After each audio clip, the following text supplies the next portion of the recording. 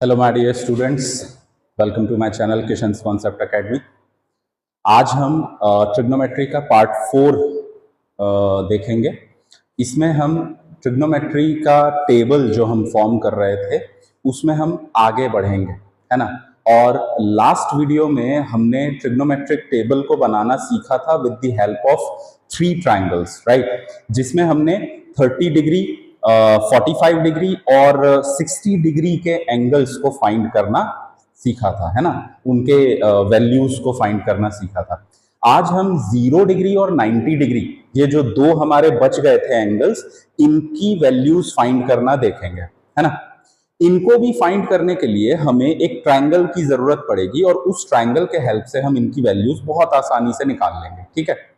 तो जिनने last video नहीं देखा है वो लास्ट वीडियो पहले देखें, तब उनको और बेहतर तरीके से समझ में आएगा ये वीडियो, राइट। तो चलिए शुरू करते हैं। देखिए, 0 डिग्री और 90 डिग्री के वैल्यूज फाइंड करने के लिए हमें एक ट्रायंगल देखना है ना। जैसे मैंने बनाया एक राइट एंगल ट्रायंगल इस तरह से, राइट, ये बनाया राइट एंगल ट्रायंगल, ये एक राइट एंगल ट्रायंगल है। अच्छा, हमें पता है कि ट्रिग्नोमेट्री में जो राइट एंगल ट्रायंगल होता है उसके एक एंगल थीटा को हम कंसीडर करते हैं to find the values of trigonometric ratios, right. तो यहां पर ये जो 0 डिग्री और 90 डिग्री है ये एक्चुअली इसी एंगल की वैल्यू होनी चाहिए, है ना। तभी जो वैल्यू मिलेगी हमें, है ना, with the help of ratio of the sides, वो इनकी वैल्यूज होगी। ये जो 6 ट्रिग्नोमेट्रिक रेशियो हैं उनकी वैल्यूज होंगी, राइट। तो अब बात करते हैं कि 0 डिग्री एंगल पे अगर मुझे ये 6 ट्रिग्नोमेट्रिक रेशियो के वैल्यूज चाहिए तो कैसे फाइंड करेंगे। तो देखो, ध्यान से देखना कि भाई मान लो ये एक राइट एंगल ट्रायंगल है, ए बी और सी, ये एक राइट एंगल ट्रायंगल है, ठीक है। तो हमें पता है ये 90 डिग्री होता है और ये थीटा है जिसके अगेंस्ट हमें ट्रिग्नोमेट्रिक रेशियोज की वैल्यू फाइंड करनी है, ठीक है।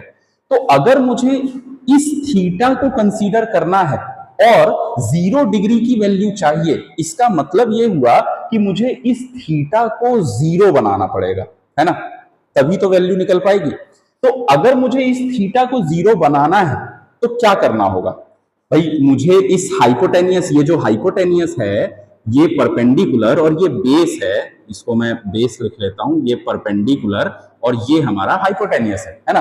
तो मुझे क्या करना पड़ेगा, इस हाइपोटेनियस को नीचे लाना पड़ेगा, है ना। जैसे ये है तो ये जब नीचे आएगा तो इनके बीच का जो एंगल है वो घटता जाएगा और मुझे घटाकर बनाना कितना है, 0 डिग्री बनाना है ना। तो मैं इस हाइपोटेनियस को नीचे लाऊंगा और ये 0, ये जो थीटा है इसकी कुछ भी वैल्यू होगी, मान लो कि इसकी वैल्यू 60 डिग्री है ना। तो जब मैं हाइपोटेनियस को नीचे लाऊंगा तो ये 60 से 40 जाएगा, 40 से 30, 20 एंड सो ऑन करते करते ये एट लास्ट 0 तक चला जाएगा, है कि नहीं। और हमें 0 डिग्री ही पहुंचाना है ना। तो चलिए देखते हैं कैसे होगा। अगर मैं इस हाइपोटेनियस को नीचे लाता हूं तो कुछ समय बाद यही राइट एंगल ट्रायंगल मुझे कुछ इस तरह से दिखने लगेगा, है ना, ऐसा दिखने लगेगा। मतलब ये थीटा जो है ये घट रहा है क्योंकि ये हाइपोटेनियस नीचे की तरफ आ रहा है कि नहीं। और बनाऊं और आगे जाएगा तो ये कुछ ऐसे हो जाएगा, है ना, ये कुछ ऐसे हो जाएगा, मतलब ये थीटा जो है वो और कम हो गया, है कि नहीं। एंड सो ऑन, ऐसे करते करते ये जो ट्रायंगल है, ये राइट एंगल ट्रायंगल, ये कुछ इस तरह से बन जाएगा कि भाई यहां पर ये ए पॉइंट था, है ना, ये ए पॉइंट, ये ए पॉइंट, ये बी सी, है ना।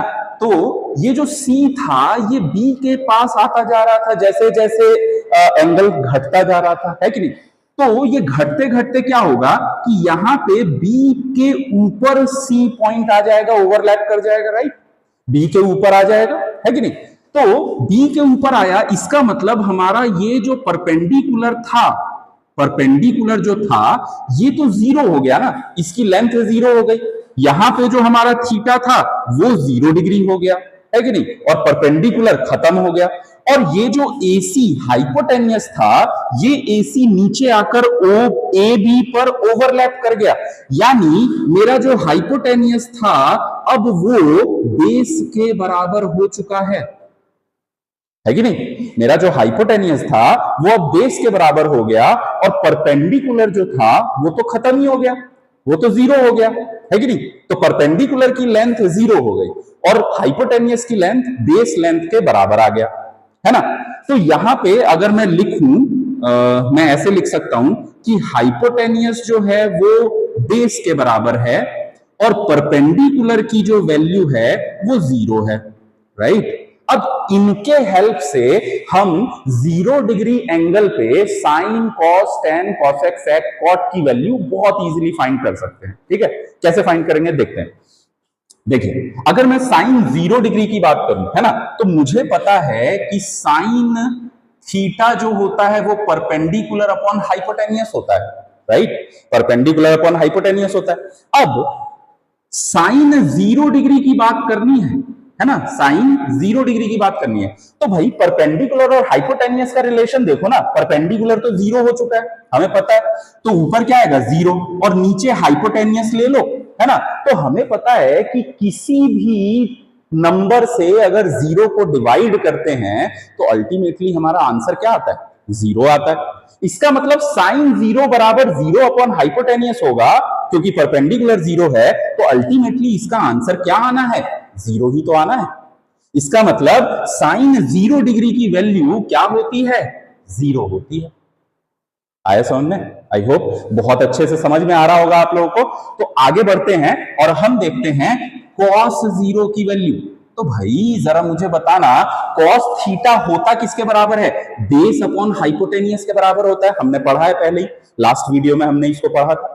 तो बेस अपॉन हाइपोटेनियस में जरा गौर से देखो कि हमें पता है बेस और हाइपोटेनियस तो सेम है ना, इक्वल है। तो बेस और हाइपोटेनियस अगर इक्वल है तो भाई b अपॉन h की जगह भी मैं b लिख सकता हूं, ये कट के आंसर क्या आएगा? 1 आएगा। आएगा कि नहीं आएगा? है ना? तो यहां से तुरंत हमें पता चल गया कि cos 0 की वैल्यू होती है 1, है ना? कितने आसानी से हम फाइंड कर पा रहे हैं, है ना? अब आगे चलते हैं, हम देखते हैं tan 0 की वैल्यू। हमें पता है tan थीटा होता है परपेंडिकुलर अपॉन बेस, है ना? तो परपेंडिकुलर अपॉन बेस में परपेंडिकुलर 0 है और नीचे बेस, तो भाई अभी हमने देखा 0 को किसी से भी डिवाइड करो, आंसर क्या आना है? 0 आना है। तो भाई tan 0 की वैल्यू क्या हो जाएगी? 0 हो जाएगी, राइट? है ना? कितनी आसानी से हम फाइंड कर पा रहे हैं, है ना? तो देखो, अब साइन, कॉस, टेन इन तीनों की वैल्यू आ चुकी है। अब हम देखेंगे कॉसेक, सेक और कॉट की वैल्यू देखेंगे। तो देखते हैं कॉसेक, सेक और कॉट की वैल्यू क्या आएगी वो देख लेते हैं। चलिए, तो कॉसेक की बात करता हूं, कॉसेक 0 डिग्री, हमें पता है कॉसेक थीटा क्या होता है? साइन का उल्टा होता है ना? और साइन का उल्टा मतलब साइन होता है परपेंडिकुलर अपॉन हाइपोटेनियस, यानी ये हो जाएगा हाइपोटेनियस अपॉन परपेंडिकुलर। तो हाइपोटेनियस अपॉन परपेंडिकुलर, राइट? अब यहां पे एक चीज हमने देखा कि भाई परपेंडिकुलर तो था 0, तो हाइपोटेनियस अपॉन परपेंडिकुलर की जगह मैंने 0 रखा। अब यहां पे क्या हुआ? यहां पे बेस में आ गया 0, है ना? तो हमें पता है कि जब भी P अपॉन Q में Q की वैल्यू अगर 0 हो जाती है तो वो नॉट डिफाइन होता है ना? क्योंकि 0 से हम किसी भी नंबर को डिवाइड करते हैं तो वो अल्टीमेटली हमें नॉट डिफाइन मिलता है, राइट? ये नॉट डिफाइन क्यों होता है वो मैं आपको दूसरे वीडियो में समझाऊंगा, लेकिन यहां पर अभी हमें ये समझना है कि 0 से अगर किसी को डिवाइड करना है तो that will become not define, right? तो इसका आंसर यानी कॉसेक 0 डिग्री का जो आंसर आएगा वो हमारा क्या आएगा? नॉट डिफाइन आएगा, राइट? तो यहां पर कॉसेक 0 क्या हो गया? Not define. ठीक, समझ में आया? आगे चलते हैं, सेक थीटा की बात करते हैं, यानी सेक 0 डिग्री की बात करते हैं। अच्छा, सेक थीटा बराबर होता क्या है? कॉस का उल्टा होता है। कॉस क्या होता है? कॉस हमारा होता है बेस अपॉन हाइपोटेनियस। तो सेक क्या होगा? Hypotenuse upon base. तो भाई हाइपोटेनियस अपॉन बेस किया, हमें पता है हाइपोटेनियस और बेस दोनों इक्वल हैं, तो आंसर क्या आना है? 1 आना है। तो यहां पे रख दिया हमने 1, राइट। अच्छा, कॉट थीटा की बात करते हैं। कॉट 0 डिग्री बराबर बेस अपॉन परपेंडिकुलर होगा, और हमें पता है परपेंडिकुलर 0 है, तो 0 से किसी को भी डिवाइड करेंगे, आंसर हमारा अल्टीमेटली नॉट डिफाइन आना है ना। तो यहां पर क्या हो जाएगा, कॉट 0 नॉट डिफाइन, है ना। तो यहां पर हमने देखा कि किस तरह से हमने इस एक ट्राइंगल की हेल्प से ये 6 ट्रिग्नोमेट्रिक रेशियोज के 0 डिग्री की वैल्यू हमने फाइंड कर ली, है ना। तो ये बहुत सिंपल है, आपको बस ये एक ट्राइंगल, ये जो बना हमारा ट्राइंगल, इस ट्राइंगल को बना लेना है, यानी एक लाइन खींच लेना है, और उसमें हमें हाइपोटेन्यूज को बेस के बराबर कर देना है, परपेंडिकुलर 0 कर देना है। क्यों? क्योंकि यहाँ पे एंगल जो है वो 0 बना रहे हैं हम, राइट। तो बस इतना सा एक लाइन खींचकर ट्रिग्नोमेट्री का टेबल का पूरा वैल्यू आप बना सकते हैं 0 डिग्री का, राइट। और सिमिलरली 90 डिग्री का भी इतने ही आसान तरीके से हम बनाएंगे। तो चलिए शुरू करते हैं 90 डिग्री का एंगल फाइंड करना, ठीक है। तो चलिए अब 90 डिग्री एंगल पे इन 6 ट्रिग्नोमेट्रिक रेशियो के क्या वैल्यूज होते हैं उसको हम देखते हैं, राइट। तो इसके लिए भी एक ट्राइंगल हमें बनाना है, राइट। अब ये ट्राइंगल कैसे बनेगा, देखो हमने अभी कहा कि जैसे ये एक राइट एंगल ट्राइंगल है, तो इस राइट एंगल ट्राइंगल में ए बी सी में यहां बी पे 90 डिग्री, और ये हमारा थीटा है ना, जिसके अगेंस्ट हमें ये 6 ट्रिग्नोमेट्रिक रेशियोज को की वैल्यू हमें फाइंड करनी होती है, राइट।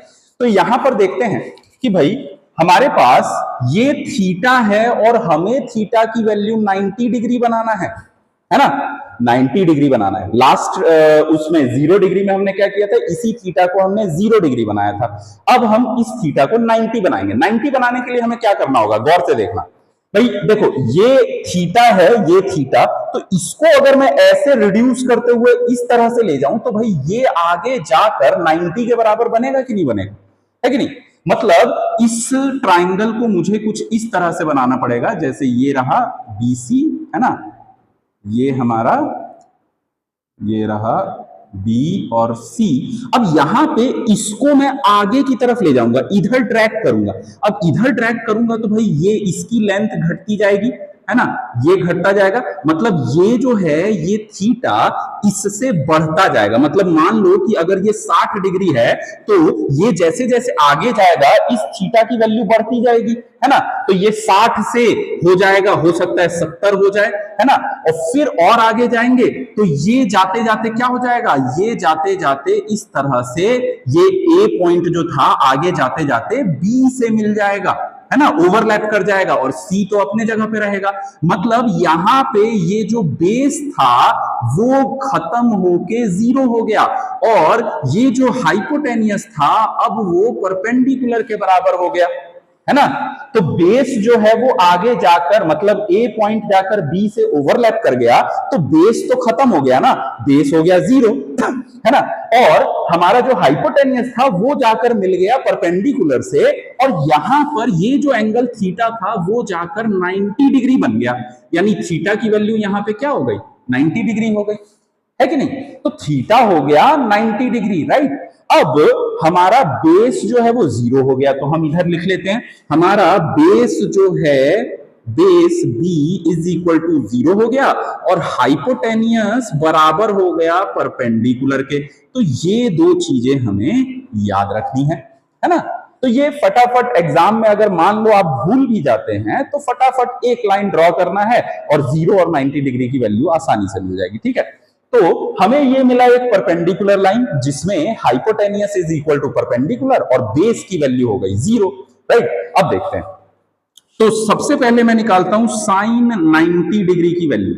तो साइन 90 हमें पता है साइन थीटा होता है परपेंडिकुलर अपॉन हाइपोटेनियस, और भाई साइन 90 में परपेंडिकुलर और हाइपोटेनियस का रेशियो, और हमें पता है यहां पर परपेंडिकुलर और हाइपोटेनियस तो सेम है ना। तो जब वो इक्वल हैं तो भाई कट के क्या वैल्यू आएगी, 1 ही तो आएगा, है ना। तो यहां पर साइन 90 की वैल्यू क्या हो जाएगी, 1 हो जाएगी, इजी, है ना। अब देखते हैं cos 90 की वैल्यू। तो cos 90 डिग्री की वैल्यू, cos होता है बेस अपॉन हाइपोटेनियस। अब भाई बेस तो है 0, तो भाई यहां पर हो जाएगा 0 अपॉन हाइपोटेनियस, और किसी भी नंबर से 0 को डिवाइड करोगे आंसर क्या आना है, 0 आना है। तो यहां पर आंसर क्या आया, 0। यानी cos 90 की वैल्यू क्या होती है, 0 होती है, राइट। अब आगे बात करते हैं sin cos 10 की। तो tan 90 डिग्री की बात करते हैं, tan 90 होगा परपेंडिकुलर अपॉन बेस, परपेंडिकुलर है हाइपोटेनियस के बराबर, और बेस क्या है, बेस तो जीरो है, यानी परपेंडिकुलर अपॉन बेस की जगह जीरो लिखूंगा। अब हमने अभी देखा था कि अगर जीरो से किसी को भी डिवाइड करते हैं तो वो होता है नॉट डिफाइंड, है ना। तो इसका आंसर क्या आएगा, नॉट डिफाइंड। तो यहां पर क्या आ गया, नॉट डिफाइंड, राइट। समझ में आ रहा है ना। आगे चलते हैं, अब बात करते हैं कॉसेक 90 डिग्री की, कॉसेक 90 डिग्री। अच्छा, कॉसेक थीटा क्या होता है, hypotenuse upon perpendicular, hypotenuse upon perpendicular. हमें पता है हाइपोटेनियस और परपेंडिकुलर सेम है, तो आंसर क्या आएगा, 1 आएगा। तो हमने यहां पे क्या लिख दिया, 1 लिख दिया, ठीक है। अब बात करते हैं सेक 90 डिग्री की। तो सेक 90 डिग्री, सेक थीटा किसके बराबर होता है, सेक थीटा का रेशियो क्या होता है, कॉस होता है क्या, बेस अपॉन हाइपोटेनियस। तो सेक क्या होगा, हाइपोटेनियस अपॉन बेस। अच्छा, हाइपोटेनियस अपॉन बेस, तो भाई यहां पर भी नीचे क्या आ रहा है, जीरो आ रहा है, क्योंकि बेस तो जीरो है, और जीरो से किसी को भी डिवाइड करोगे तो क्या आएगा, नॉट डिफाइन आएगा। तो ये हो गया नॉट डिफाइन, राइट। अब नेक्स्ट लास्ट हम देखते हैं, दैट इज कॉट 90 डिग्री।